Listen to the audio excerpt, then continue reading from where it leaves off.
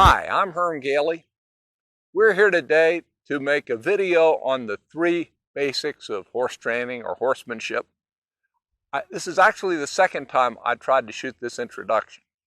I got the idea of shooting a little introduction to this segment out here in front of my favorite tree. It's a beautiful tree. It's a beautiful time of the year. So I made an introduction that lasted 5 minutes with me running my mouth with the tree in the background. The best thing about that introduction was the tree. So I'm not going to do that again. I'm just going to say, have a look at that tree. That's really a nice tree. I'm going to sit under that tree sometime, have some coffee like I do with my dog or my wife or both, and that's a good day. So I wanted to introduce you to my horse Simon and to my tree. What we're going to do shortly is do away with any kind of introduction, walk out to the pen, and we're going to talk about the 3 basics that I believe all horsemanship and all proper riding rest on. So we're going to go out there now and we're going to get right into it. And meanwhile, there's the tree. So we're out in the riding pen and we're going to work on the 3 basics. Long ago, I came to believe, and I was told by some pretty good people, that there are really 3 things that make up horse training. If horse training was a 3-legged stool, these are the 3 legs that it rests upon. First of all, forward motion. Your horse has to be going forward. If you got forward motion, you can shape it any way you want. If you have no forward motion, you can't do more than I'm doing right here. Stand still. If you're lacking in forward motion and you're closer to standing still, you're not going to have the flow and the ability to create that you do if you have that motion. The second thing that you want to have is a horse that will give to your bridle. A horse that's not going to resist. And if you take a hold of him, he's just going to tip his nose, tip it either way, not get over involved with using his feet. We'll let you pick up on him and he'll relax his jaw and realize that all you're asking for him to do is to shape himself. And third, you want a horse that when you put a leg into him, he moves. Depending on where, it moves him different places. So forward motion, give to the bridle, move off your legs. Those are the three legs that hold the stool up. If you don't have one, the stool's just no good. So I'm going to talk a little bit about those things, and there may be a story or 2 thrown in. I can't resist that. So we'll start off with the fact that it would be easy to say, well, you just told me something I already know. Got to go forward, okay. Got to be good in the bridle, got to give to your reins. Yeah, I get that. And he's got to be responsive to your legs. Okay, I understand that. And a lot of people are going to say, my horse is there. My horse does these things. Every time I get on his back, he goes somewhere, so he must be moving forward. He didn't run off, so he must be given to the bridle. And when I kick him in the guts, he goes forward, so good off my leg. I'm set. Next. If only it was that simple. So here's the story. Back in the 70s, I graduated from college with a degree in English. Realized that what I'd done was spend 4 years reading books. I couldn't find a damn person in the world who wanted to hire me for a job where I had to sit around and read books. So I went to riding horses on the family farm, started colts for people, and for about 3 or 4 years I did that full time and then moved on to other things. But it sort of set the beginnings of my really intense interest in horses. In the winters, when the weather got bad, didn't have an indoor, took advantage of being a young single guy and traveled around the country, and I spent part of a winter with a fella in California. And he said to me, I know you're interested in reining horses. I'm going to tell you what it's all about.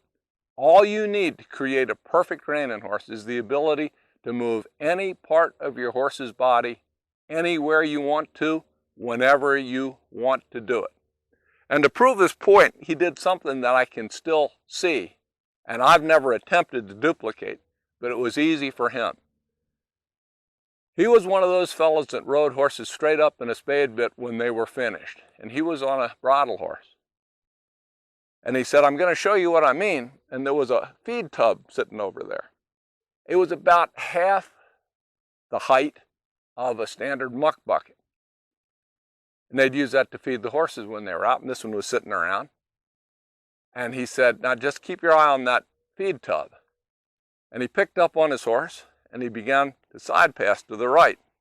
And as he got closer, he began tickling the horse's mouth and using his leg a little bit, and I could see the horse starting to pick up that right foot just a little more and a little more.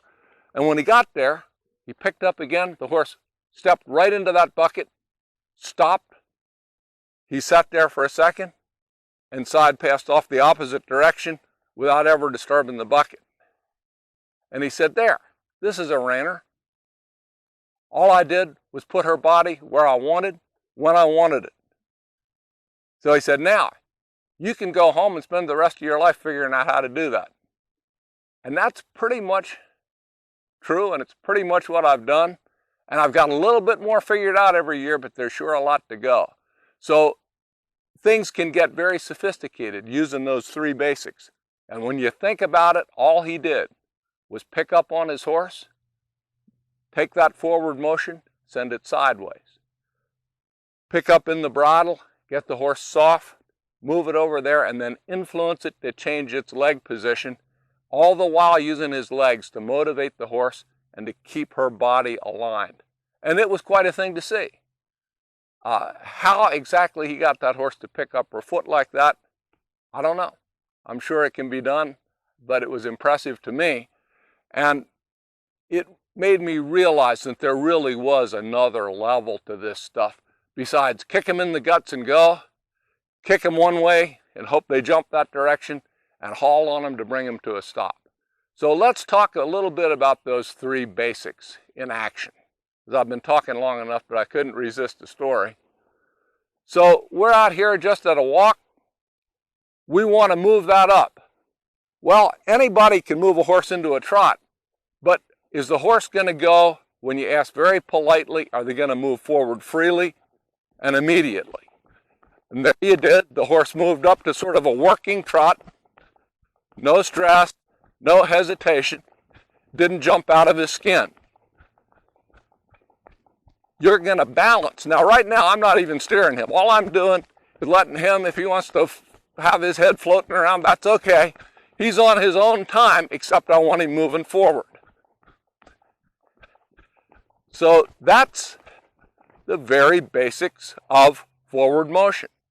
You create it.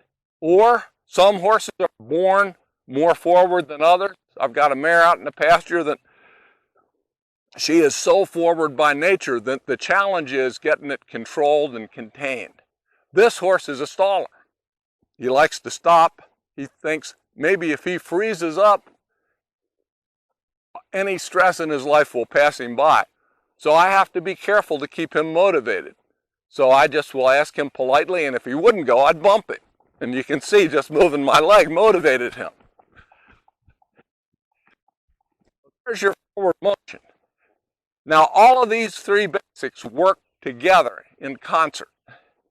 So that forward motion there is kind of unshaped, barely controlled. All I wanted was that flow. So let's say I want to go to basic number 2, which is your hands.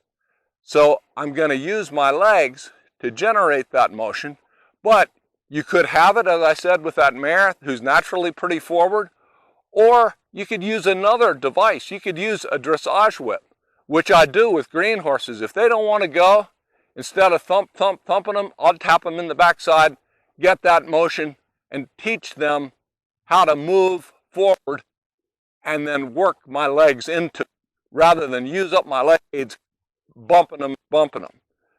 So if I was to trot him forward, let's suppose we wanted to soften him in the bridle. We'd just keep the leg on him so he's going forward, but take a hold of him and see his head comes in, and he becomes more collected. Without the forward motion, without driving him with your legs, you would get nothing but position without engagement. So the two have to work together. I'm keeping a little leg on him, and now if we want to bring that to a stop, I'll ask my camera lady to focus on my hands, and please watch how little it takes to stop one. So you quit riding, you pick up, and you just balance the horse in the bridle. You don't have to pull him back, you don't have to drag on him. So when a person says, well, my horse stops when I pull on him, give a little thought to how that feels. Does it feel like that? Or is there a big brace? Does the horse flip his nose out? Does the horse drag down? Is the horse resistant and bracing in the bridle? Given to the bridle also, of course, and initially more so, is lateral. Got to be able to bend them to the side, got to be able to bend them to the side, and got to be able to incorporate motion into that with your horse bent. And that's a horse that's given in the bridle in a bent position. And you may choose to get more control of the shoulder by putting the horse on a counter bend. This is a maneuver that I don't necessarily favor, but it has its uses. So you want your horse to be good in the bridle. You want him to be compliant. The final thing is using your legs for more than just shooting your horse forward. Depending on where you put your legs and how you use it in conjunction with your hands, there is no limit to the different things that you can create. So if you want to move your horse the back end around, you can tip his nose and disengage. That's a nice thing to have on a horse because it can save your life. You have a horse that's upset, you take their head around, maybe you disengage them. Hard for a horse to buck when their back end is out of gear. They're not in gear, they can't engage and dump you. Long as their legs are crossing over and moving sideways, you got a fighting chance. Now, as a trail rider, I recognize that there are places where that would be equally as suicidal as just riding through the problem. You don't want to be riding down a narrow mountain trail, decide to do a one-rein stop and go over the high side. So you have to use a little judgment on that sort of thing. So that's something you can do. You can take your horse, put some leg on him, and move him sideways.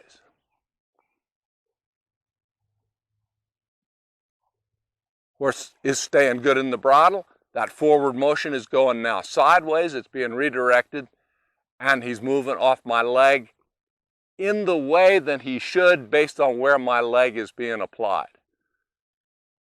So, bottom line, if you're having a problem with your horse, even an advanced horse, step back and take a look at the basics, these simple basics, because most times what you're going to find is there's a flaw in one of your basics that needs to be shored up. Maybe he's not moving when you ask him to move, so you got a lack of forward motion, you got resistance, you got a freeze. Maybe he's stiff in the bridle, so you got to soften him up. Maybe he's dull on your leg, so you've got to bump on him a little bit and get him more responsive. Go back to the beginning. Begin at the beginning and you can solve a lot of problems. The riddle that I tell the kids that ride with me sometimes is I ask them, how would you cross the Susquehanna River on your horse without using a bridge or a boat? Now, around here, that's the biggest waterway we've got. It's deep, it's swift, it's probably 1/2 to 3/4 of a mile wide down in the southern part of our county. And you'd want to either have a Michael Phelps of a horse or a death wish to try to swim across it. So how do you get across it on your horse? You go upstream.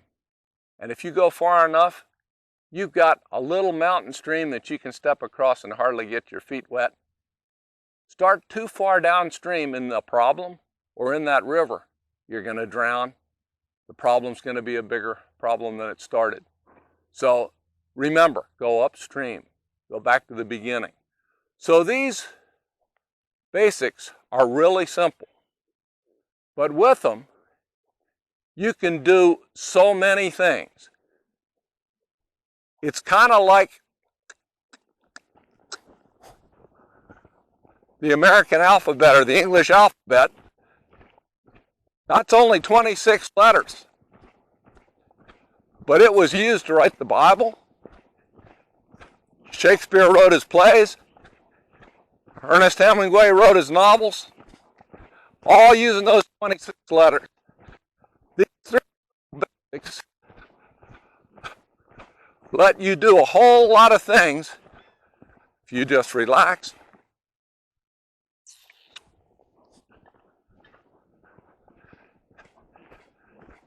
Ask your horse using those basics. If you choose to, you can come across, clear out your shoulder, change the lead. All of those things are there for you if those three basics together. So that's what we're here to talk about, are those three basics. Now, go home and spend the rest of your life figuring out how to apply them. And keep watching, because we'll have more on each of these basics separately in later segments.